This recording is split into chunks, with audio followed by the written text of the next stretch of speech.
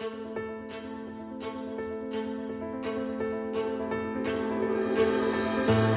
Kamma Daf Yud Zayin to Yud Tes. That's from the beginning of the second perek of Ketzed HaRegel until Daf Yud Tes Amud Aleph, which is today's Daf.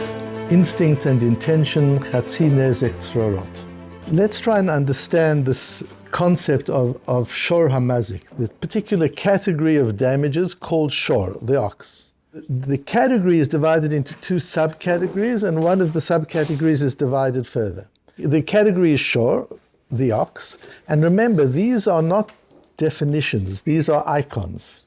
So Shor does not mean damage caused by an ox. It can be caused by a dog or a cat or possibly even an inanimate object.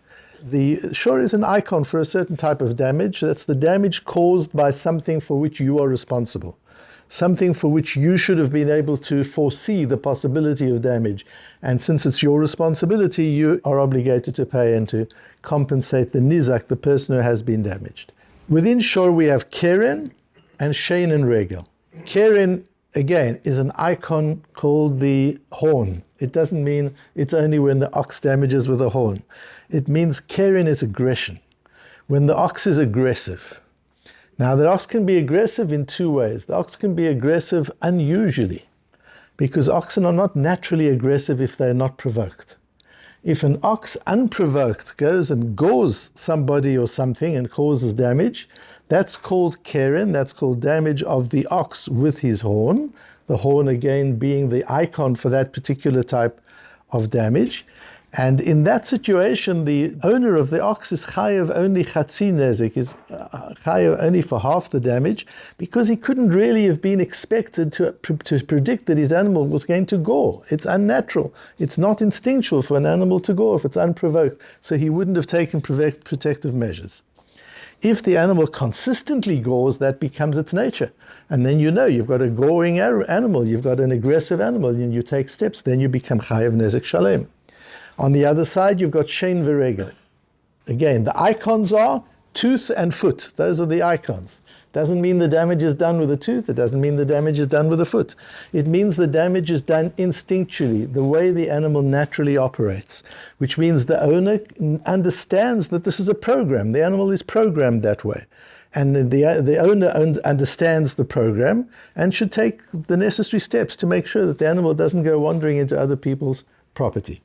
So if, for example, you can imagine my ox wandering into your house, and you've left on the house a ming vase, as they say in English, or vase, as they say in American, you've left a ming vase or vase on the floor. It's worth $100,000. My ox stands on it and destroys it. That's called regel. Because an ox normally walks, that's what oxen do. Oxen don't know the difference between a ming vase and an ordinary vase or no vase. They can't tell the difference. They walk wherever they walk and they stand on things. It's normal. And you, the owner, should have realized that and not let your ox wander around in the living room of your neighbor. That's quite simple, and that's called regel, and you're chayav nezek shalem. You're completely obligated for that. What happens if my ox walks into your living room and sees the ming vase on the coffee table? And he gives it a kick and smashes it. What is that? That's not regel, it's not doing it instinctually, that's not what oxen do. So that's Keren. Although he didn't use his horn, as we said, Keren is an icon, Keren is not a definition. He used his foot, but it was aggressive. That's not what oxen do, that's not what they're programmed to do.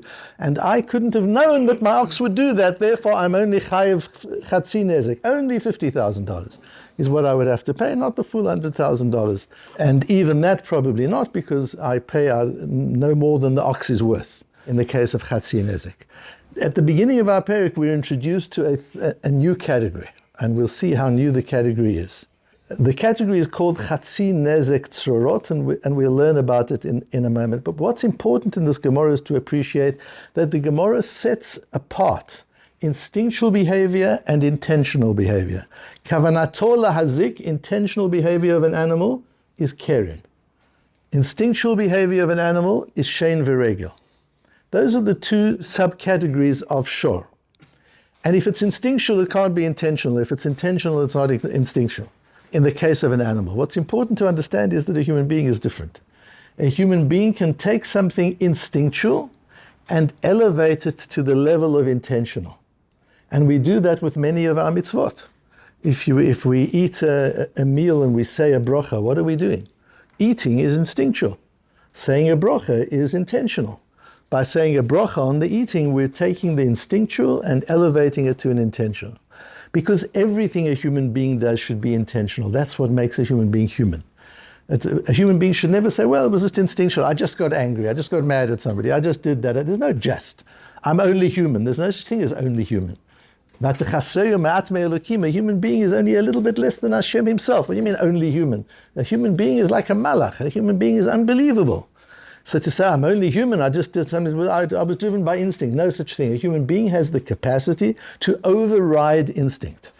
And instinctually I want to eat, but it's not mine, so I don't eat it. Instinctually I want to talk Lashon Hara, but I don't. I'm able to do that. I can override my instinct. Or I can take my instinct and elevate it to the level of intention.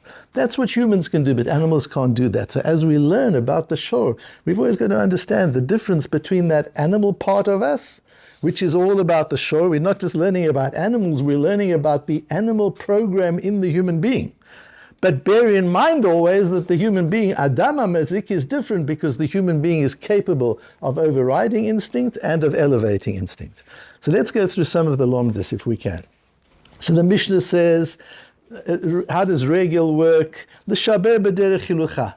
Animal just walks in its normal way and it breaks ming vases on the floor. The owner is chayiv, the owner is obligated to pay for those ming vases. Haitam beva'etet, but if the animal kicked to the ming vase, or shayut tzroרות menatzim mitachat raglei, here's the new category. He's walking outside and your ming vase is on a low table. You were having a picnic outside, you were having lunch outside in your yard, and your ming vase is on the table. The animal walks past, kicks up some stones as he walks, and a stone flies and shatters the ming vase. That's the new category. What is that? V'shavra et hakilim b'shalem chatzi nezik. He pays chatzi nezik. Why? Is that because it's keren? Is that because it's intentional damage like going? Or was this something different? Explains Rashi, tehilchata gemiri lehu. This is a halacha. Afal gav de lav shinuhu elo urchehu. It's not shinu. It's not, the animal's not doing anything non-instinctual. The animal's not doing anything intentional. This is not keren. This is not horn stuff. The animal is walking and kicking up stones. That's what animals do. Afilu hachi chatzi nezik v'tulo, still you only pay 50%. Tehilchata gemiri lehu, that's halacha l'Moshe b'Sinai. This was taught to Moshe on Sinai. This is not worked out logically. This is a principle given. Where do we get this? Asks Rove on Daf Yud Zayin Amud Beis, asks Rove, according to the Rabbonim who hold this principle of chatzi nezik tzorot, Sumchus doesn't hold it, but leave that aside for the moment, says Rove either way. If an animal kicks and the stone he kicked broke the vase, do we call that gufo? Do we say the animal did it? Or do we say it was kocho? It was the animal's energy, but not the animal's body. If it was the animal's body, if we consider it as the animal, you should pay full damages. Then it's like regel. If it's not the animal's body, you shouldn't pay at all. What is this chatzi nezik? If it's keren, then I understand. But we're saying it's not keren. So why chatzi nezik? Why half? This is a halacha l'Moshe b'Sinai. That's where Rashi gets it from on our Gemara and Daf Yud Zayin Amud Beis. A very important principle of Rava that we'll use throughout the Masechta, that chatzi nezik tzorot is given to us as a halacha l'Moshe b'Sinai. Explains the Rambam, and you need to look at the wording of the Rambam very carefully.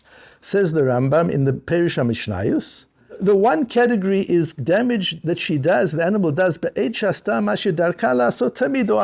animal generally does that kind of activity, that's shein v'regel. What is shelo kedarka? There are two kinds of shelo kedarka, meaning two kinds of non-instinctual behavior of an animal. The one is the animal rarely does that.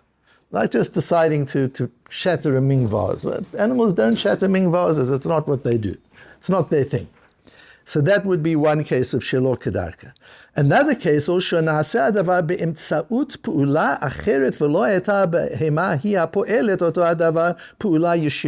through an indirect force. It's not the animal breaking the vase. A stone broke the vase. But the animal kicked the stone. That's called chatzi nezek tzuros. And as we'll see in Rabbi Zalman and elsewhere, the idea here is an animal doesn't consider second and third order consequence. An animal kind of understands that if he kicks the ming vase, he's going to shatter the ming vase. He gets that. So there's some kind of intentionality in the animal. But an animal can't figure out that if I kick the stone and he can't project the trajectory of the stone and realize the stone is going to hit the ming vase. Sometimes even people who fire rockets into Israel don't figure out where it's going to land. They get it wrong mostly. An animal certainly can't figure out where a random stone being kicked up is going to land. There's no connection, therefore, between the damage and the animal's intention and the animal's action. That's what the Rambam explains. There's two kinds of shelo kedarka. One is it's just something the animal doesn't do, and the second one is it's one that the animal doesn't connect with. That's also called shelo kedarka, because humans can make that connection, animals cannot make that connection. And therefore it's shelo kedarka and it's chatzi nezek. So Rambam is explaining, even though it's halacha lo moshe b'Sinai, he's giving us some kind of logical understanding of why chatzi nezek tzuros, why in the case of kicking up stones and the stone causes the damage, there's a chatzi nezek. Our Gemara says on our Daf, on Daf Yotes Amud Aleph, Rabbi Yirmiyah asks Rabbi Zera. Now here what's interesting to look at are two girsaot, two different versions. And it's very interesting if we look at this carefully. In our Gemara, the be'ata is in brackets, in parentheses. The animal was walking in the public domain, out nobody's property, just out in the street. And it kicked a stone, and the stone flew and damaged the ming vase. Do we say she kicked? That's keren. And therefore you should be chayev. Or Dilma told the regel who fturo, or maybe this is regel, and since you're in Reshut Harabim, regel is not chayev in Reshut Harabim. An animal is not, the owner is not obligated for damage an animal does instinctually in the public domain where the animal is allowed to be. A person is responsible for damage that the animal does intentionally in the public domain, but not for damage that the animal does instinctually. And if it's regel, it means it's instinct. If it's instinct, it should be potter. The Gemara says it seems to be that it's told that the regel. And again, Rashi puts bi'ata in parenthesis. Rabbeinu Hananel does not have bi'ata in his version. Boy Rabbi Yirmiyah Rabbi Zeh, ayam alechet b'reshut harabim v'itiza.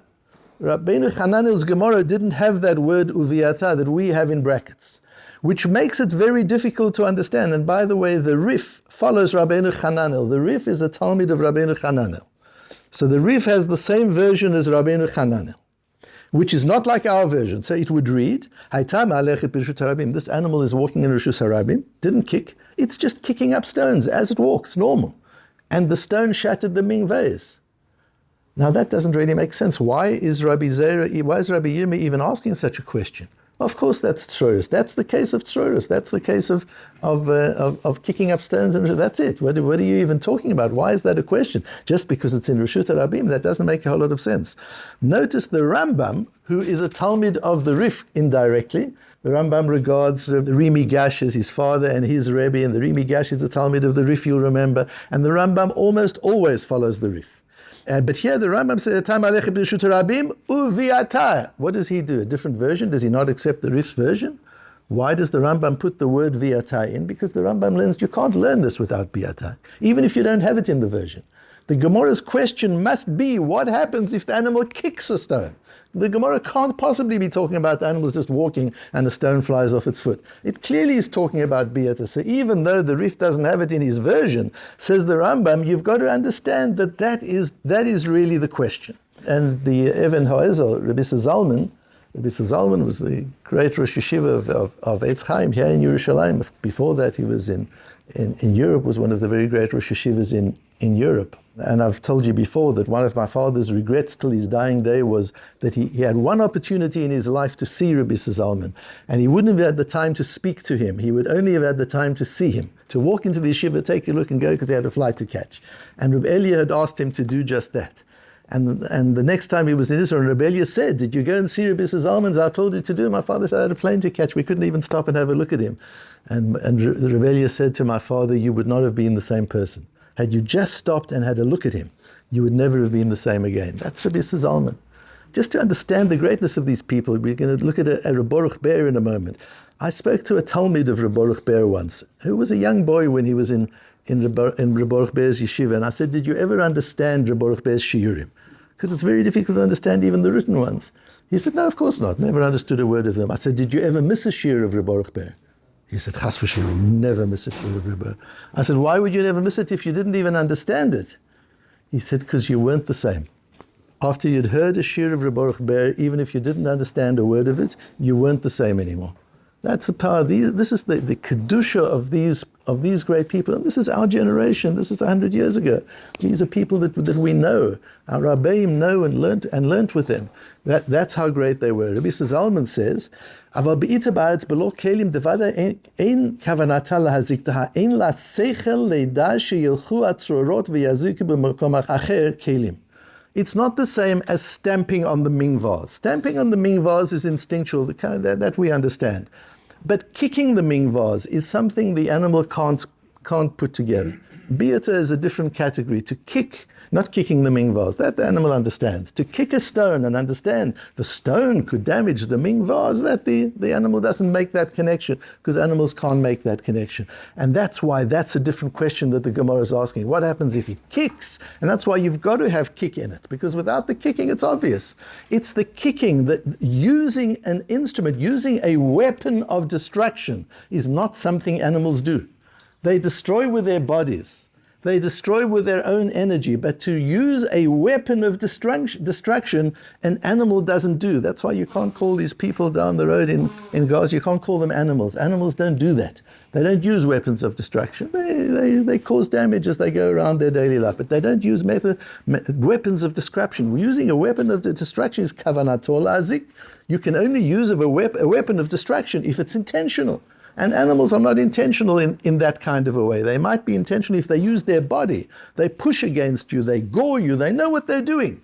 But to kick a stone and understand that the stone is going to cause damage 10 yards away, that they don't understand. That's not how an animal operates. The piece of Rabbi Baruch Ber that I photostated, Rabbi Baruch Ber, interestingly, is not available digitally in any form. So I had to photostat it for you out of my own version, which is why it's come out not so clear. I'm sorry. But what Rabbi Baruch Ber does here, he quotes his Rebbe, Reb Chaim.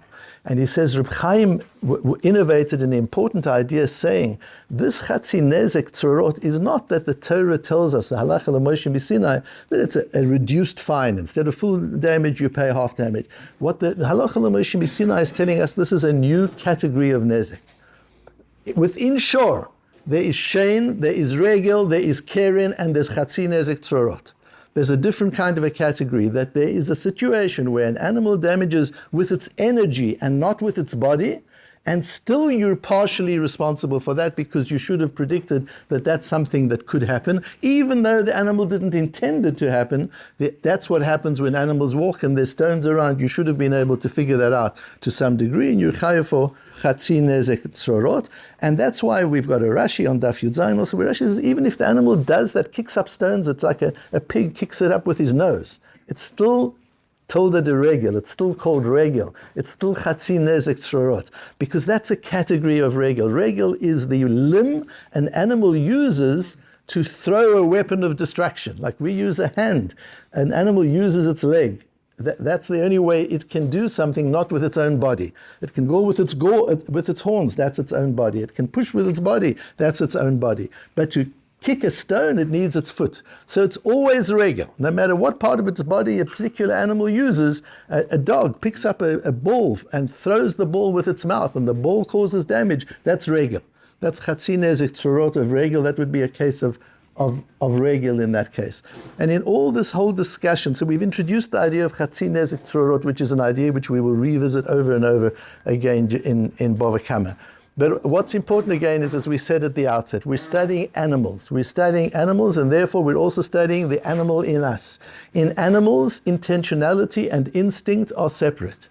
An animal cannot have intention if it's doing something instinctual. If an animal is doing something intentionally, it's not instinctual.